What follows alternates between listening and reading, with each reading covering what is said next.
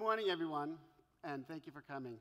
My name is David Rao, and I am the Director of Education and Outreach at the Florence Griswold Museum, which is a house museum about 15 miles away. And this is your official invitation to come and visit us. Not today, but any day thereafter. I'm also thrilled that I'm an adjunct instructor at Connecticut College's Museum Studies program. In fact, it was during the preparation for this class that I made a discovery that there are more house museums in America than there are McDonald's restaurants, like 15,000 of them, and more opening every year. So that's a lot of house museums. So let me start off with a definition of what is a house museum. Well, they're originally a house that was lived in by somebody famous, infamous, or not so famous, or something important happened there that is made into a museum. Those esteemed educational institutions with the timed tours, the fancy velvet ropes, and the wonderful timed tickets. Now, lucky for McDonald's, people eat every day. Some of us 3 times a day with a little snacking in between. But when was the last time you needed that morning jolt of history to start your day? Or that, getting a little peckish midday and needed some open hearth cooking. Or for that late night guilty pleasure, the quickie to the drive-thru for some quilting or some writing with quill pens. Not very often, I'm afraid. So you can see how house museums, have a bit of a supply and demand conundrum. Now, of course, there are those juggernauts out there, Thomas Jefferson's Monticello, George Washington's Mount Vernon, or Colonial Williamsburg that get hundreds of thousands of visitors every year. But then there are so many thousands of museums that only get hundreds. Today I want to share a story of one such house museum, the Florence Griswold Museum. I call it the Museum Enchanted. And I want to explain to you the creative way it attracted a new audience. Now, I've worked in the field of house museums for the past 30 years in places designed by Frank Lloyd Wright, Albert Kahn, and Eliel Saarinen, as well as Hartford's own Samuel Belcher. Now, that last one needs a better publicist, but he's a Hartford-based architect who designed 3 important buildings in the village of Old Lyme. And that's where our story begins. Like most good stories or fairy tales, our story could begin with once upon a time. But we know exactly when our story began. It was Christmas Day in 1850 with the birth of our namesake, Florence Griswold. The birth of this young child was announced in a letter 3 days later and sent to her father, a sea captain away at sea. In a postscript written by the weary mother, she wrote, "I was never more pleasantly disappointed." Perhaps the sea captain and his young wife were hoping to add another boy to their young family of 2 girls and 1 son. Now, Florence grew up in the grand home with all the bittersweet joys of being a sea captain's daughter, getting exotic presents on a regular basis, but having to endure long periods of her father away at sea. His voyages from New York to London could take over a month. It could be made in as little as 17 days, or as many as 60, as is the case with this Northumberland, one of the boats that he captained. Fortunately for Florence, her father retired from his life at sea when she was 5, but not before bringing her exotic gold harp, a harbinger of her lifelong love of music and the arts.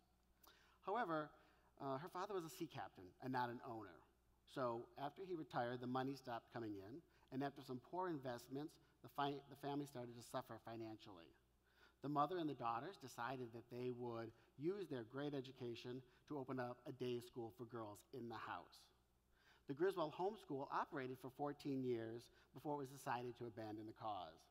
Instead, the family decided that they would share their house and their meals and began to take in boarders. Our story really begins in 1899, when Florence is 49 years old and virtually alone in the world.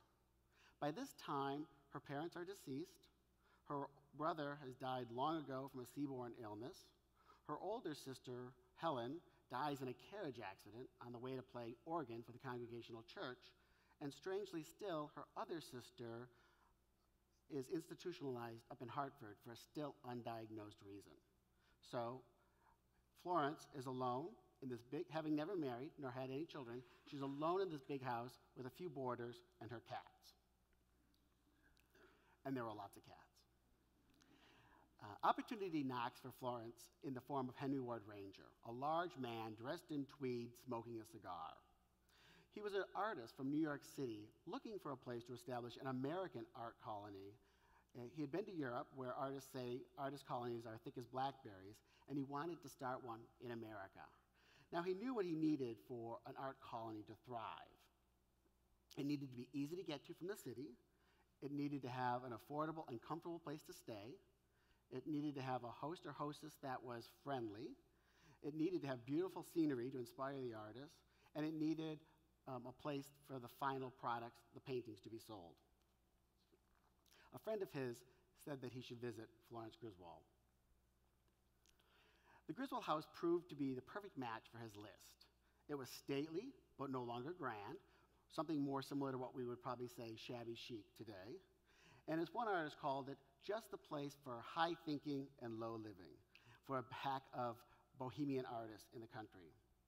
He asked Florence to reserve the whole of the house for his artistic experiment, and true to his word, he returned the following summer with a band of painters eager to capture the beauty of Lyme and the landscape in paint. Genius loves company. They came to paint en plein air, or as the French say, or in the open air, setting up their easels directly in front of the nature they wanted to render.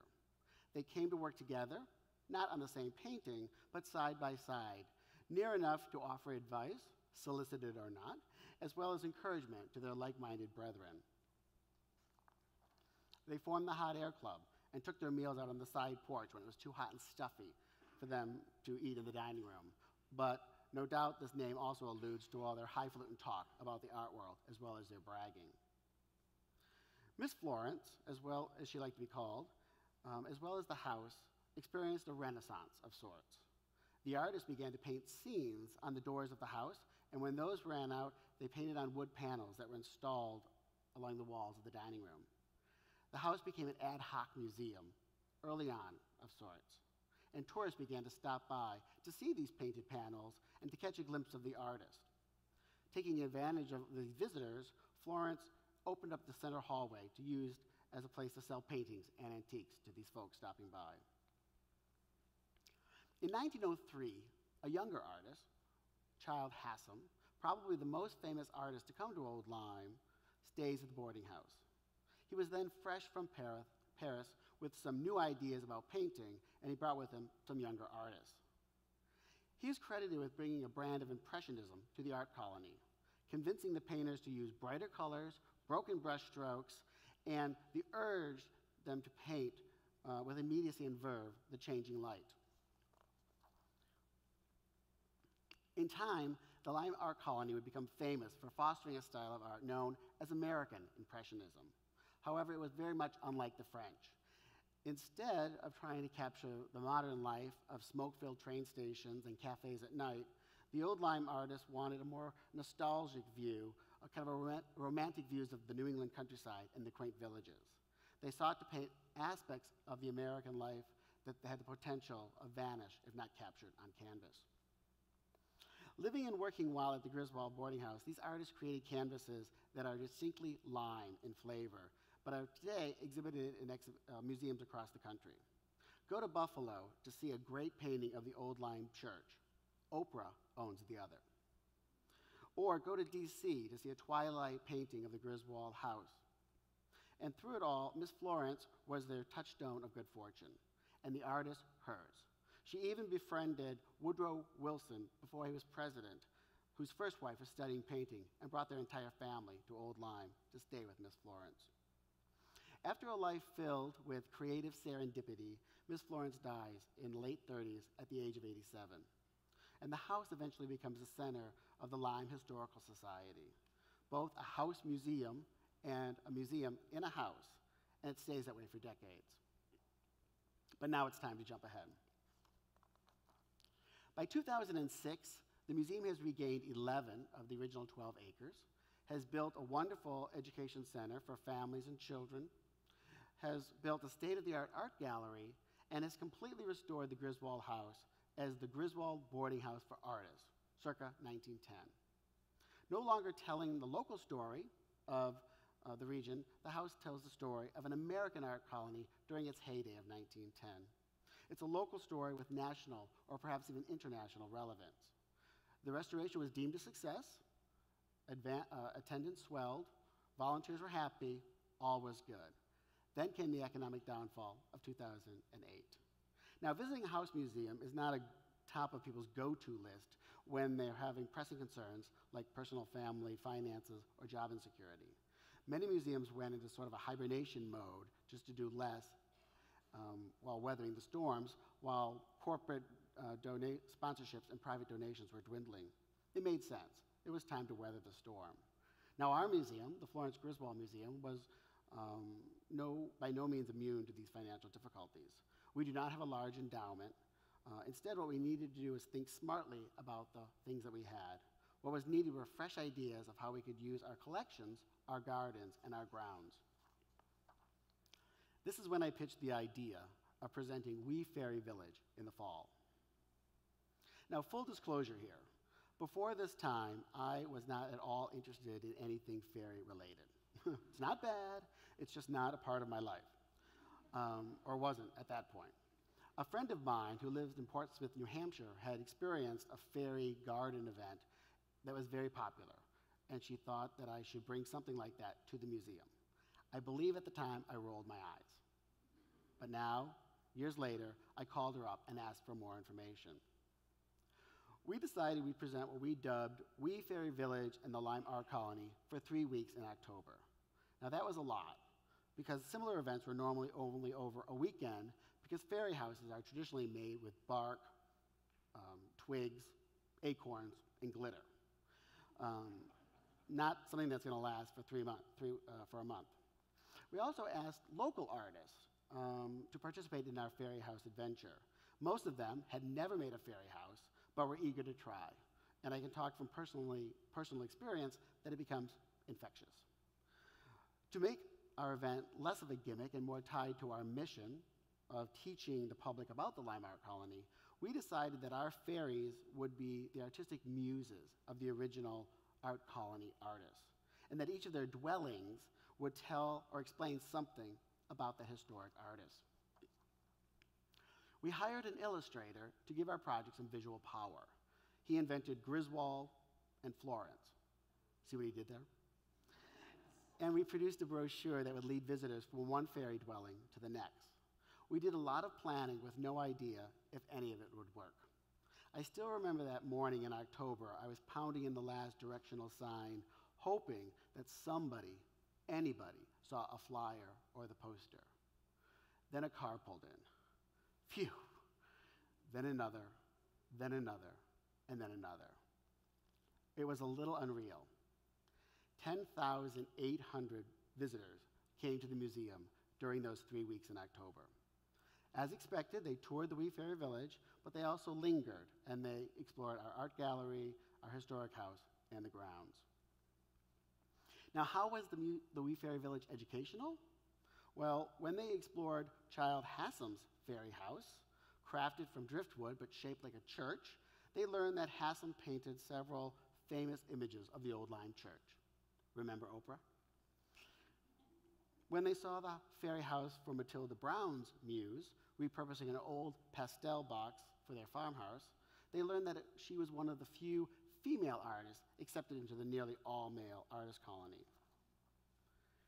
And lastly, when she came upon Arthur Hemming's fairy house in an upturned produce crate, they learned that Miss Florence had a small domestic staff in order to help cook, clean, and maintain order in this bustling boarding house. Through the fanciful lens of the fairy world, the museum was able to attract and engage a whole new audience and sold many memberships, which is always a goal of a museum. And it wasn't all little girls in pink wings, although there were a lot of them. There were also little boys, grandparents, and parents, and teens, all enjoying and exploring the Wee Faerie Village and the museum. and we actually witnessed teens putting their phone down, except to take pictures of the fairy houses. Did we get it all right? Well, in a word, no. We decided to make ring jingles, which are these little bracelets with a bead and a bell that people could wear around their wrist. They were meant so that they could ring them and warn the invisible fairies that they were coming, but it also worked as a really nice ticketing device. However, we never intended that we'd have to make 10,000 of them. So the staff still complains that they spent nights beating these bracelets and buying bags of bells. We did not consider the impact on parking, on bathrooms, or on trash when attendance goes up suddenly by the thousands. It was all wings on deck for 3 weeks. But would we do it again? Well, this October will be our 7th go. We were not sure if fairies were the thing that was drawing the crowds, and so we tinkered with the model a bit. And the following year, we offered famous scarecrows like Vincent van Gogh and Picasso Crow. And here you have 2 images of Mark Strigall and Strausby Matisse. The year after that, we offered birdhouses based on famous fairy tales. They were always very popular, but they were never as popular as fairies. We returned to the fairy theme the 3rd and 4th year, and in the 5th year, in 2013, we paired fairies with a work of literature. We went to the Wonderful Wizard of Oz, the 1900 version, which is the same year that the artists first started coming to Old Lyme. We reached a whopping 17,212 visitors, an over-the-rainbow success. So, are fairies the fairy godmother of the house museum world? Probably not. But it's a nice example of using creativity to enliven what might become stale and staid operation. Indeed, our project was awarded one of the top 3 prizes in 2009 by the American Association of Museums for creativity in museums. And although the award was nice, the fact that the prize even exists, I think, tells you that the museum profession and institutions across the country are busy looking for fresh ways to attract new audiences or to attract back audiences that have been lured away by other free choice learning opportunities. And the field is responding, from Downton Abbey-style tea parties to pub quizzes to night at the museum sleepovers. Museums across the country are letting their hair down and welcoming new visitors. However, it's tiring. In closing, should another house museum call me for advice on how to make their museums more popular, I would probably bite my tongue and avoid saying what I now say is the F word, fairies, and suggest that they come up with their own, something site-appropriate, a creative idea, and something that's tailor-made for their museum and its particular strengths. I would ask them to be creative, to work together, to collaborate, to plan it all out, and then do as the fairies would do. Wing it and see what happens. Thank you very much.